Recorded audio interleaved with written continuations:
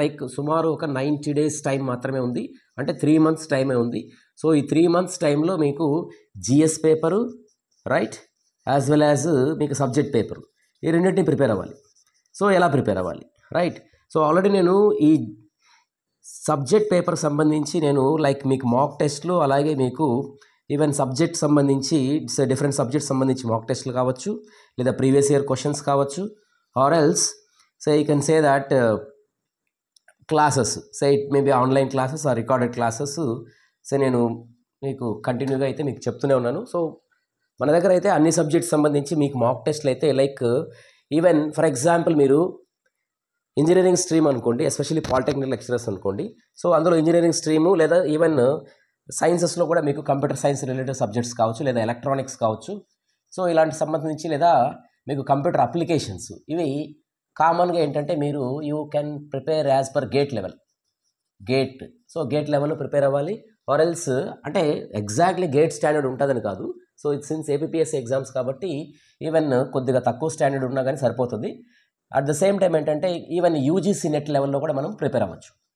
So సైన్సెస్కి ఏంటంటే like for example physics లేదా chemistry right, mathematics ఇలాంటి వాళ్ళు ఏంటంటే మనకు సిఎస్ఆర్ నెట్ రైట్, మరి గేట్, అలాగే మనకు ఏపీ సెట్, ఈ రేంజ్లో డిఫరెంట్ ఎగ్జామ్స్కి ఉంటాయి. సో కామన్గా ఏంటంటే మీరు ప్రిపరేషన్ అనేది ఏపీ సెట్, సిఎస్ఆర్ నెట్ లేదా యూజీసీ నెట్ ఈ రేంజ్లో మీరు ప్రిపరేషన్ అనేది ఉంటే, ఇందులో మరి కంప్లీట్గా సిఎస్ఆర్ నెట్ లేదా గేట్ లెవెల్లో ఉంటాయా అంటే అలా ఉండవు. సో మీరు ఫర్ ఎగ్జాంపుల్ చూసినప్పుడు 30% of questions so this may be in the range of CSIR NET or if it is engineering GATE లెవెల్లో ఉంటాయి. సో రిమైనింగ్ 70%లో 20% of questions say AP SET లేదా మీరు ఒకవేళ ఈవెన్ బీటెక్ వాళ్ళు అనుకోండి like PG entrance SET exam దీని రిలేటెడ్గా ఉంటాయి 20% ఆఫ్ క్వశ్చన్స్ ఈ అవుట్ ఆఫ్ 70లో. మరి remaining 50% of questions so just like ఇవి మోడరేట్ లెవెల్లో ఉంటాయి, అంటే సో ఈజీ నుంచి మోడరేట్ లెవెల్లో ఉంటాయి. సో కాబట్టి మీరు వీటి మీద ఎక్కువ ఫోకస్ పెట్టాలి. 70% of syllabus, 70% of paper standard ఎలా ఉంది దీన్ని కరెక్ట్గా మీరు చేయగలిగితే సో వీటికి సంబంధించి మీకు మాక్ టెస్ట్లు కావచ్చు, లేదంటే చాప్టర్ వైజ్ క్వశ్చన్స్ కావచ్చు, లేదా మీరు ఏదైనా పర్టికులర్గా మీకు క్లాసెస్ లేదా ఏదైనా కావాలనుకున్నా కానీ మీరు కింద ఉన్నటువంటి డిస్క్రిప్షన్ బాక్స్లో మీరు డీటెయిల్స్ అనేవి ఒకసారి ఎన్రోల్ అయ్యి ఫ్రీగానే మీకు మాక్ టెస్ట్లు ఉంటాయి. ఈవెన్ మీరు ఫర్ ఎగ్జాంపుల్ మీరు మంత్లీ వైజ్ తీసుకోవాలనుకున్నా like for example 3 months since it is 3 months కాబట్టి మీరు 3 మంత్స్ టార్గెట్లో మీరు ప్లాన్ చేసుకోండి. సో 3 మంత్స్కి మీరు తీసుకున్న సబ్స్క్రిప్షన్ ఈజీగా ఉంటుంది.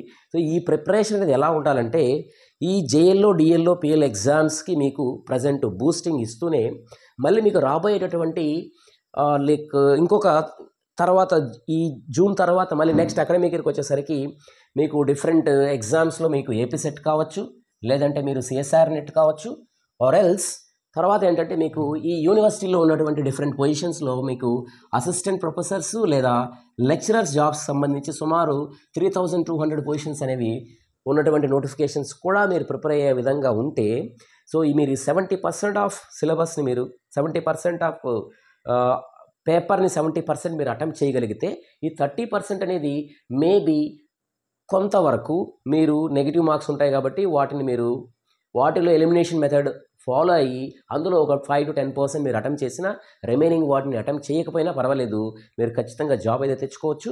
అట్ ద సేమ్ టైం మీరు ఒకవేళ ఇక్కడ మిస్ అయినా మీకు ఈ యూనివర్సిటీ లెవెల్లో ఉన్నటువంటి పొజిషన్స్లో you can get a good jobs అనమాట రైట్. లేదా ఈ university level positions as well as గేట్లో కూడా మళ్ళీ మీకు నెక్స్ట్ లెవెల్లో గేట్ ఎగ్జామ్స్లో కూడా మీరు ప్రిపేర్ అవ్వచ్చు రైట్. సో ప్రిపరేషన్ అనేది ఎలా ఉండాలంటే కాన్స్టెంట్గా స్టడీగా ప్రిపరేషన్ ఉండాలి. ఏదో ఈ 3 మంత్స్ ఉద్దేశంతోనే అని కాకుండా కంటిన్యూషన్ ప్రిపరేషన్ అనేది కంటిన్యూస్ ప్రిపరేషన్ అనేది ఉన్నదనుకోండి ఖచ్చితంగా మీకు జాబ్ అనేది వస్తుంది right.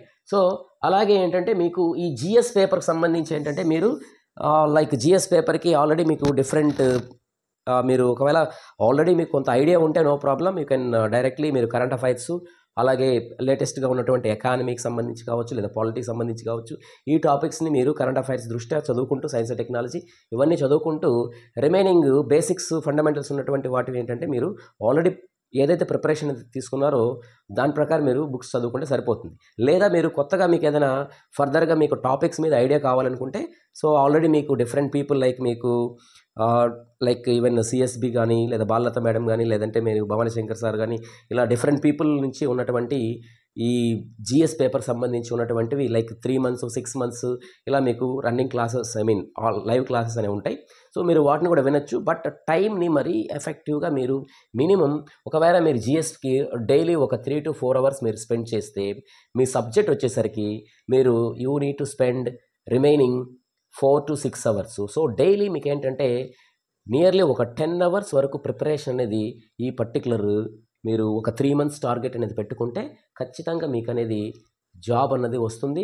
At the same time ఒకవేళ ఇక్కడ మిస్ అయినా నేను చెప్పిన విధంగా ఇంకొక 3 months మీరు కంటిన్యూషన్ ప్రిపరేషన్ ఉంటే మీరు ఖచ్చితంగా ఏదర్ మీకు గేట్ కావచ్చు, సిఎస్ఆర్ నెట్ కావచ్చు, ఆర్ఎల్స్ యూనివర్సిటీ లెవెల్లో ఉన్నటువంటి డిఫరెంట్ లెక్చరర్స్, అసిస్టెంట్ ప్రొఫెసర్స్ జాబ్స్కి మీరు ఖచ్చితంగా బెనిఫిట్ అయితే అవుతుంది. సో కాబట్టి మన దగ్గర కూడా ఏంటంటే లైక్ ఆల్రెడీ చెప్పాను నేను కొన్ని సబ్జెక్ట్స్కి మీకు బ్యాచెస్ అనేవి స్టార్ట్ అయ్యాయనేసి. So that will be continuing, right. So it will be very useful.